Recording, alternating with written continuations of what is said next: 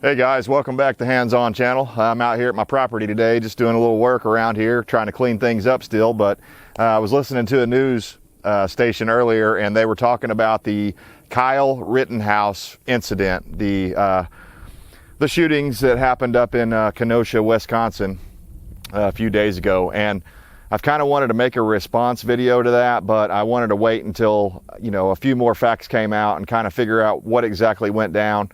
And of course, right now, it's still early to know. We haven't heard anything from Kyle or his attorneys or anything like that. All we've seen is the videos.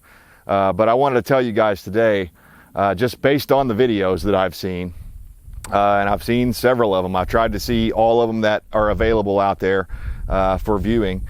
And of course, the way that goes, they'll put them up on YouTube or whatever, and then later on, YouTube will scrub it and say it's graphic content. So it's really hard to stay on top of all this stuff, but I have seen a pretty good deal of the incident. And it started out, he was over at like a gas station parking lot, and there was like a 36-year-old dude who was also some sort of a sexual predator. He'd been convicted before of some sort of he's some sort of a sexual predator. That's all we know about that. Anyways, he had been basically antagonizing Kyle for quite a while, at least based on the video. And keep in mind, Kyle's a 17-year-old young man, so quite a age difference there. And really, the 36-year-old man, shouldn't have been picking on a 17-year-old at all. And one of the things that I'm confused about in this whole deal is why all of a sudden Kyle was away from the main group. I think he would have been a lot safer if he'd have stayed with the main group of guys that were trying to defend the businesses and stuff like that. But somehow or another, he got separated, and basically this 36-year-old man is threatening him, and he throws something at him. And we don't know what it is. A lot of people are saying, oh, it was just a plastic bag, but the way it goes through the air, it had to have had something in it, whether it be a brick or a bottle. No one knows what was in that plastic bag, at least not yet. Hopefully they're investigating that. But basically he assaulted Kyle by throwing a hard object wrapped in a plastic bag at his direction, and then that's when the shooting begins. I don't know if Kyle fired the first shot. There was another man seen around there. In fact, later on in the video, he ends up being seen with his pistol in his hand, and he's got a huge part of his right or left arm missing, where that AR-15 just basically turned his arm to hamburger meat. And so, anyways, based on what I've seen and my knowledge of the situation, Kyle is a hero. And I understand they have to investigate and everything, but I hope that they'll open up some sort of a legal fund or a GoFundMe type of a deal for Kyle, because I'd really like to donate to that. And I would encourage other people that believe in the right of self-defense. You have the right to self-defense.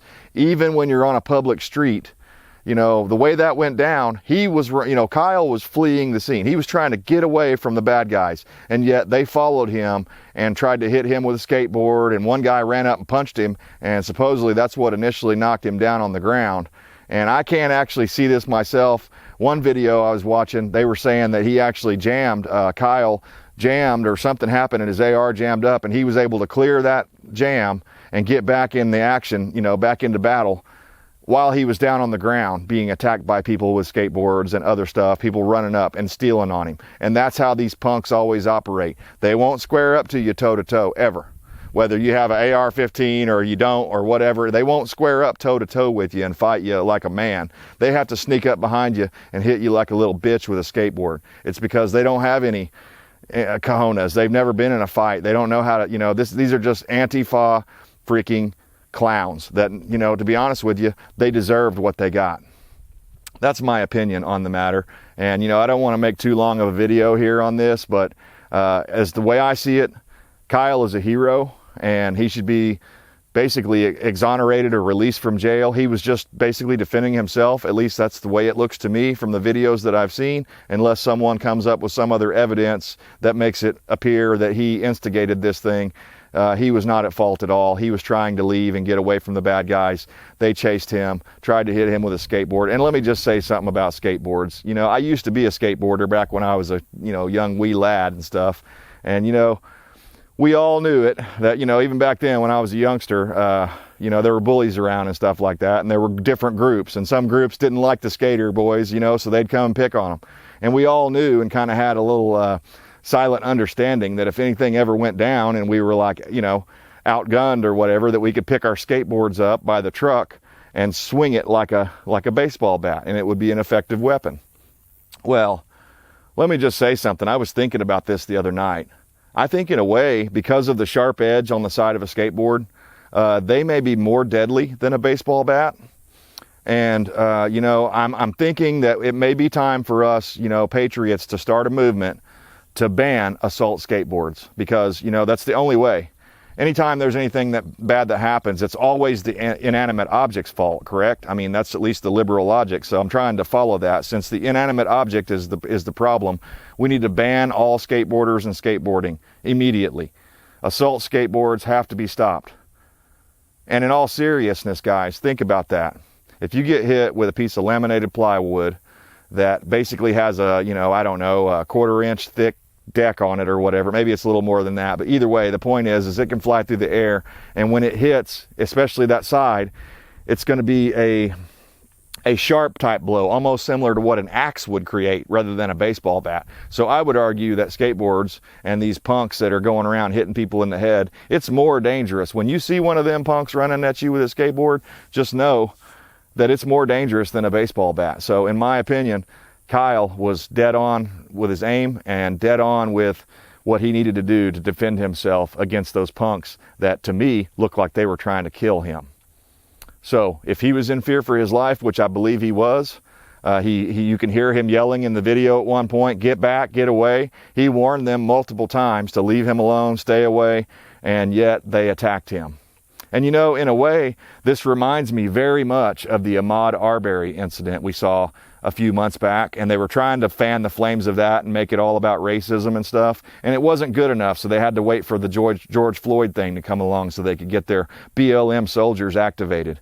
But if you think about it, the Ahmaud Arbery situation, if you watch that video, it was very similar. And I think the moral that these morons don't understand, the moral of the story, is if a man has a frickin' shotgun or an AR-15, you probably are going to die if you try to go and wrestle that out of his hands. Period. So if you value your life that little, go right ahead. Go try to take that shotgun out of his hands.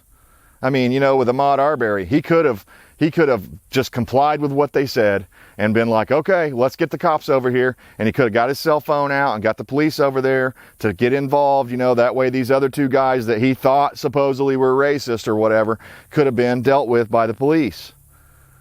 But instead, he ran toward the man with the shotgun. Same thing these idiots did up in Kenosha, Wisconsin. So if you're going to run toward a man with an AR-15 or a shotgun or a 9mm, any kind of gun, then you get what you deserve.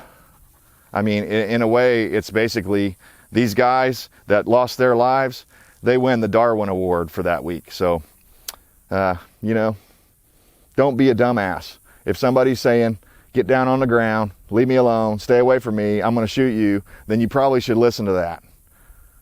I don't know. This is just my 2 cents. You know, you guys tell me. This is not a legal analyst. You know, I'm not a legal analyst, or this is not a legal analysis of anything. This is just my opinion based on what I know about the right to self-defense and stuff like that. And as far as I know, Kyle was a hero. So, let me know what you guys think down in the comments. Am I missing something? You know, again, I don't have all the evidence yet. No one does. So I don't really like to rush to judgment on this kind of stuff. But just based on what I'm seeing, I've got a pretty good, strong feeling that this was 100% justified. And boy, is it going to infuriate the left and BLM and Antifa whenever he's released, because he was basically just doing self-defense. So guys, appreciate you tuning in. Oh, one more thing. I mentioned in a video or two ago, not to put yourself in that situation. And honestly, you know, I wish Kyle hadn't put himself in that situation to begin with. I think that was foolish. I don't know what the state laws are on, you know, a 17-year-old owning an AR-15. I don't know any of that stuff. It's different from state to state. Some people are saying that it's totally legal. Other people are saying it's not legal for him to have that or possess that. I don't know. I think that's kind of semantics, and it's a little silly. I think the main thing is that young man is a hero. So Let me know what you guys think about the situation down in the comments. Let's start a conversation about this. Oh, and by the way, just on the way out here, I triggered a whole bunch of people with my last video. A bunch of leftists got triggered. They came in there, and a lot of times, if you guys don't know the way it works, if there's cuss words or stuff like that in the comments, YouTube will automatically like flag those comments and hold them aside for me to view. And you know, if all you have to say is F you and F Trump, then that's not constructive criticism, and we don't want you here. We don't welcome you here. You know, in fact, I'm going to say, at least from my perspective, I don't even want you in this country. So why don't you go on over to socialist Venezuela or one of these other socialist cesspools that you want to turn America into? Why don't you just skip all that crap?